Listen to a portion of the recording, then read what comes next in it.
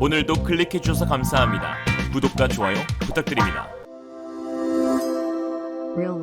최근 전 세계에서 가장 순위를 잘 매기기로 유명한 매체, 바로 그 포브스에서 한국산 자주포에 대한 극찬을 늘어놓아 화제가 되고 있습니다. 지난 23일 포브스에서 군사 관련 칼럼을 기재하고 있는 데이비드 X 기자는 나토 회원국은 우크라이나에 수백 대의 구형 곡사포를 넘기면서 한국의 우수한 자주포 K9으로 교체하고 있다라는 기사를 작성했는데요. 흥미로운 기사이니 한번 쭉 훑어보겠습니다. 나토의 동부 및 북부 회원국은 더 뛰어나고 더 새로운 포로 군대를 재정비하려 하고 있다. 그리고 이 포들의 연합에는 비밀 동맹이 하나 숨겨져 있는데 바로 한국이다. 한국은 자체 개발한 K9 자주포를 수출하여 나토 국가의 오래된 포들을 교체해주면서 그들이 우크라이나에 지속적인 지원을 해줄 수 있게 한다. K9은 나토 표준 155mm 포탄을 발사하는 궤도형 자주포로 한국의 국방과학연구소는 1990년대 초 47톤 자주포를 개발하기 위해 국내 기업에 생산을 맡겼다. 필요성이 시급했기 때문이다. 미 육군의 유일한 자주포인 M109는 39구경 포신을 사용해 사거리가 15마일에 불과하지만 K9은 훨씬 더 긴 52구경 포신을 사용해 19마일 이상의 사거리를 가진다. 특히 한국 자주포의 우수한 자동화 기능으로 M109의 분당 발사 속도가 4발인데 반해 K9은 분당 8발을 사격할 수 있다. K9이 인기 있는 자주포라는 것은 전혀 놀라운 일이 아니다. 한국은 자체적인 수요로 약 1,300대를 생산하면서 그 결과 가격은 상당히 매력적인 310만 달러까지 떨어졌다. 이는 M109 A7 비용보다 거의 100만 달러 저렴하다. 따라서 미 육군이 M109 7을 58구경 포신으로 꾸준히 개선하고 있음에도 불구하고 외국 고객은 한국 기업이 K9을 만들어내자마자 순식간에 채가고 있다. 최근 자주포 도입을 고려하고 있는 덴마크를 향해 군사 전문가이자 덴마크 보안회사 리스크 인텔리전스 설립자인 한스티노 한센은 폴란드, 노르웨이, 에스토니아의 선례를 따라 덴마크도 K9을 구매해야 한다고 하였다. 그는 차륜식이 도로 위에서 기동성은 좋겠지만 궤도형은 보다 더 험난한 지형에서도 탁월한 주행 능력을 보여준다며 K9의 도입을 권유했다. 그러나 덴마크 정부는 이스라엘제 아트모스 2000 자주포를 도입하는 것으로 점차 가닥을 잡고 있어 K9에 또 다른 기회를 줄 것인지는 아직 불분명하다. 그럼에도 불구하고 한국의 자주포는 이미 나토와 우크라이나에 큰 호의를 베풀어 주었다. 3개국이 거의 200문의 구형포를 기증할 수 있게 해줬으니 말이다 라고 하였습니다. 이러한 기사는 중국 매체들이 한국을 죽음의 상인이라고 부르며 전쟁을 부추기고 있다고 평가절하하는 것과 달리 한국을 유럽의 평화에 기여하는 민주주의 포병대라고 인정해주는 기분 좋은 기사였는데요. 현재 한국의 K9은 우크라이나 전쟁으로 인해 심화되고 있는 유럽의 긴장 속에서 나토 표준 자주포로 등극하고 있습니다. 일명 나표자는 이제 명실상부 K9이 맡고 있죠. 전 세계에서 인정받고 있는 월드클래스 K9은 국방비에만 천조를 쏟아붓는 천조국 미국에서도 그 성능을 입증받아 놀라움을 주고 있는데요. 얼마 전 하나디펜스 USA와 미 육군 전투능력개발사령부 무기센터는 미국 내 최대 무기시험장으로 유명한 애리조나 유마 시험장에서 K9 자주포와 K10 탄약 운반 장갑차에 미국산 신형 폭탄인 XM1123 랩탄과 M795 고폭탄의 호환 성능 테스트를 진행하였습니다. 미 육군이 외국 포병 솔루션으로 XM1123을 테스트한 것은 이번이 처음이었는데요. 시험은 3가지 방식으로 진행되었는데 K10 운반차의 XM1123 자동 보급 가능 여부, 그리고 K9A1의 M795 고폭탄을 사용한 슛앤슛, 버스트 파이어 및 레퍼드 레이트 오브 파이어 발사 시험, 마지막으로 하이라이트였던 K9A1에서 XM1123 랩탄 발사 시험이었습니다. 이날 M79와 XM113 모두 K10의 자동 탄약 처리 시스템과 호환되는 것은 물론 수동 작업 없이 재보급하는 것을 입증하였고, K9A1은 여러 M795 포탄을 발사하고 즉시 다른 위치로 이동하는 슛앤슛 기능도 성공하였으며 집중 사격과 연사율 구간에서는 16초에 3발, 45초에 6발을 발사하는 무시무시한 성능을 선보였습니다. 그리고 XM1123 랩탄과의 호환성 테스트에서는 K9A1이 50km가 넘는 사거리를 달성하며 성공으로 마무리하였죠.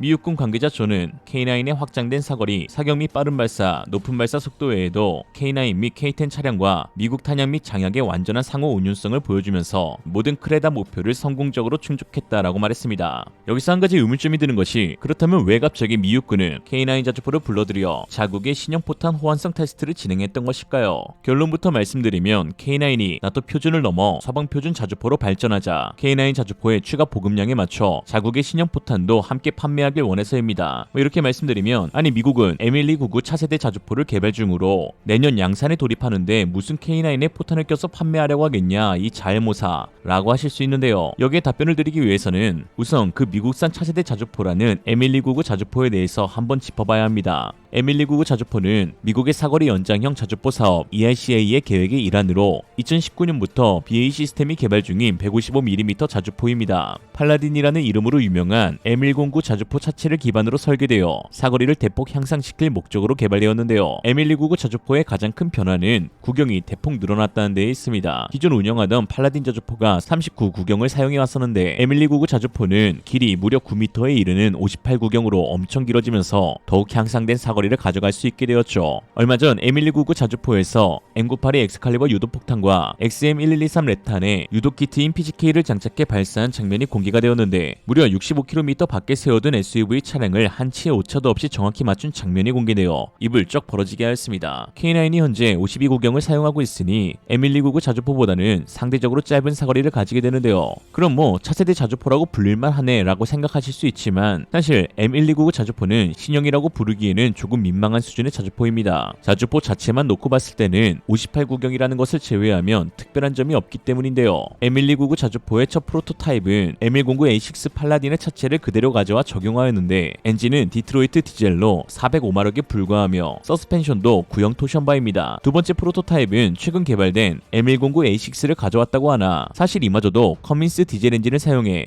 600마력 엔진과 토션바를 사용하고 있는데요. 뭔가 차세대 자주포라고 부르기에는 민망할 정도인데 이는 K9A2는 말할 것도 없고 K9A1의 1000마력과 비교해도 뒤처지는 수준입니다. 이렇게 말씀드리면 자주포가 기동성이 대수냐 빨리 쏘기만 하면 되지 라고 하실 수 있는데요. 그럼 M199 자주포에 빠른 사격을 위한 첨단 전자 장비가 탑재되어 있냐? 사실 그것도 아닙니다. 팔라딘과 똑같이 수동장전 장치가 적용되어 있는데 분당 발사 속도는 고작 3발에 불과하죠. 같은 장약과 포탄을 넣고 발사한 K9A1 자주포가 45초에 6발 발사에 성공한 것과 대조적인데요. 더군다나 미국 M129 자주포는 스페이드를 땅에 박고도 발사 후 반동을 잡지 못해 거의 엉덩이를 한 번 뗐다 앉은 것 마냥 뒤로 심하게 밀렸는데요. 물론 5호 장약의 엄청난 폭발력이기에 반동 잡기가 쉽지 않은 것도 사실이지만 K9 자주포는 한눈에 봐도 그 신형 자주포라는 M129보다 더 반동을 잘 잡아내고 있음을 알 수 있습니다. 일반적으로 우리가 M129 자주포를 보고 대단하다라고 느끼는 것은 미친 사거리와 미친 정확도를 지녔다는 이유입니다. 그러나 사실 이는 M129 자주포가 엄청 뛰어난 성능을 갖추고 있어서가 아닌 발사되는 신형 포탄과 신형 신관의 성능이 뛰어나기 때문이죠. 그럼 그 포탄을 M129 자주포에서만 사용할 수 있냐? 그게 아니라는 것이 이번 K9 자주포 호환 시험을 통해 입증되었죠. 물론 M129 자주포가 미국의 장기적인 프로젝트 안에 포함되어 있긴 하지만 사실 미국 입장에서 그보다 더 중점으로 삼고 있는 사업 분야가 바로 포탄입니다. 이 말에 자주포를 개발하고 있는 BAE 시스템이 기분 나쁠 수 있긴 하겠지만 사실 M129 자주포는 XM1123 랩탄을 포함한 다양한 미국의 포탄들을 테스트하는 용도로밖에 보이지 않는 것이 현실입니다. 애초에 BAE 시스템은 영국에 본사를 둔 영국 기업으로 2005년 팔라딘 제조업체 유나이티드 디펜스를 BAE가 인수하였는데요. 이에 미국 기업이 ERCA 사업에 참여하는 분야는 XM1123 랩탄과 M1156 PGK 신관으로 각각 보잉과 노스롭 그루먼에서 개발, 제작, 판매하고 있습니다. ERCA 사업은 신형 사거리 연장탄 개발이 중점이라는 것이죠. 미국이 현재 개발 중인 랩탄은 포탄에 로켓 추진 장치를 추가하여 사거리를 늘리는 방식입니다. 포탄이 날아가는 도중 뒤에서 부스트를 쓰면 사거리가 더 늘지 않겠냐라는 단순한 생각에서 시작된 사거리 연장탄인데요. 이로 인해 사거리는 대폭 향상되었으나 로켓이 작동할 때 탄이 흔들리게 되어 명중률이 하락하는 단점이 있다는 것입니다. 이에 대한 해결책으로 정밀 유도 키트 PGK를 개발하여 장착하였는데요. GPS 기반으로 설계된 로스럽의 PGK는 보잉 랩탄과 함께 사용될 때 엄청난 시너지를 발휘하였고 긴 사거리와 높은 명중률 두 마리 토끼를 잡는 데 성공하게 해주었습니다. 즉 이번 미국에서 열린 K9A1 호환 시험은 사실상 미국이 우방국들에게 보내는 한 가지 메시지가 숨겨져 있었던 것인데 바로 K9 쓰는 국가들 잘 봐봐. 우리 신형 포탄들 호환 아주 잘 되니 걱정하지들 말고 많이 사가라 라는 것입니다. 특히 주목해야 할 것이 시험장에 나온 K9 자주포가 K9A2가 아닌 K9A1이었다는 것인데요.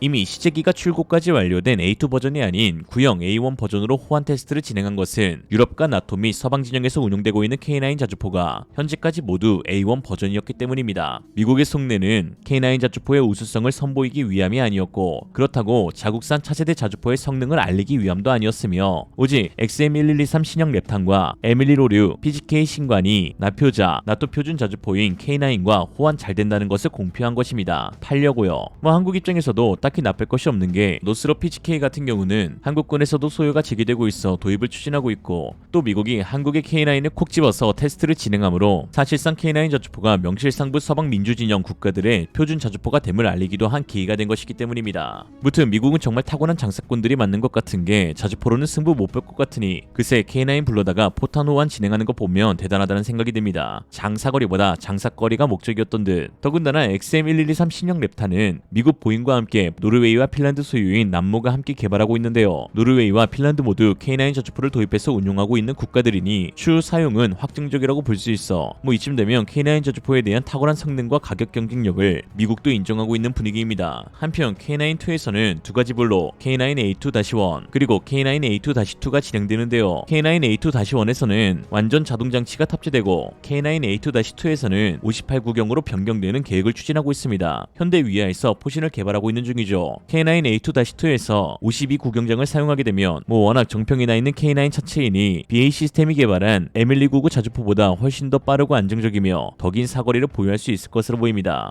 거기다 한국의 포탄 제조업체인 풍산 역시 155mm 신형 랩탄과 유도 키트의 국산화 개발을 진행 중으로 앞으로 한국산 자주포의 대세는 지속될 것으로 보입니다. 전세계 최고의 포병대대를 보유한 한국, 유럽 국가 전체와 거의 맞먹는 전력이라는 한국의 포병대대, 그 한국 포병을 상징하는 말로 마치겠습니다. 움직이냐? 포달아라. 이상으로 리얼리즘이었습니다. 여러분의 생각은 어떠신가요? 현명하고 지혜로운 여러분의 의견을 지금 댓글에 남겨주세요. 감사합니다.